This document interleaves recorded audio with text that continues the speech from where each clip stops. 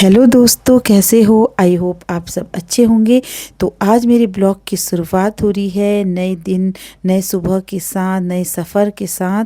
तो मैं जा रही हूँ आज बल्दिया खान, क्योंकि मेरी वहाँ है एक बुकिंग। मेरी स्टूडेंट है रेनू, उसी के भाई की शादी है। बहुत साल पहले वो मेरे वहाँ सीखने के लिए आती थी पार्लर और सिलाई। तो बहुत ही अच्छी लोकेशन में पटवा डांगर से नीचे रोड जाती है, बल्दिया खान से नीचे कोण। तो वहाँ उनका घर है, बहुत ही बढ़िया घर बना है। हमें तो बहुत सालों बाद आई, बहुत ही चेंजेस आ गए जब वो सीखने आती थी। तो बीच बीच में हम कभी कभी उनके घर आते थे और इतना मान सम्मान, इतनी इज्जत मिलती थी गाँव में। वहाँ बहुत ही बढ़िया लगा और वो दिन याद आ गए पुराने, जब हम खेतों में घूमते थे। नदी भी थी, एक झरना भी था, वहाँ भी जाते थे। तो उन लोगों के वहाँ खेतों में बैगन हो रहे थे, वो भी देखे। धान तो नहीं, गेहूँ हो रहे थे। और चूल्हे की रोटी और आग में बनी सब्जी का स्वाद तो कुछ और ही था। इतना बढ़िया स्वादिष्ट खाना खाया हम लोगों ने वहाँ।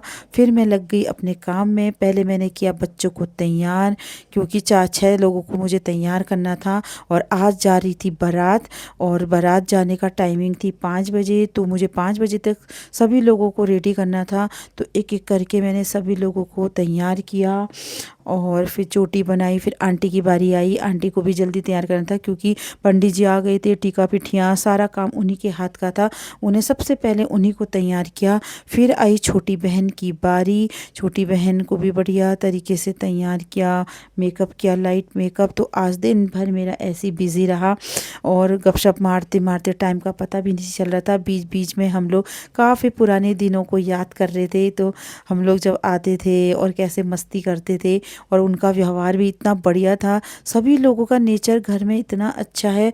तो सबके नेचर से तो मेरा मन खुश हो गया। वो लोग इतना मान सम्मान, इतनी इज्जत देते हैं, तो बहुत ही बढ़िया लगा। और सभी लोग इतने सुंदर लग रहे थे।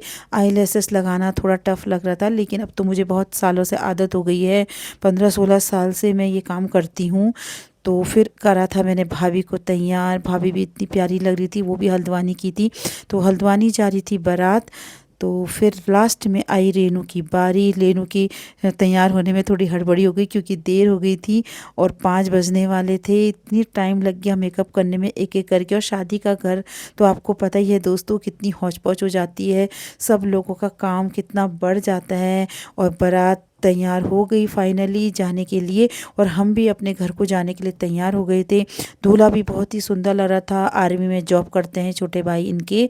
और सभी लोग परिवार में बहुत ही अच्छे हैं। तो थैंक यू फॉर वॉचिंग। आज का ब्लॉग इतना ही रहेगा। Take care.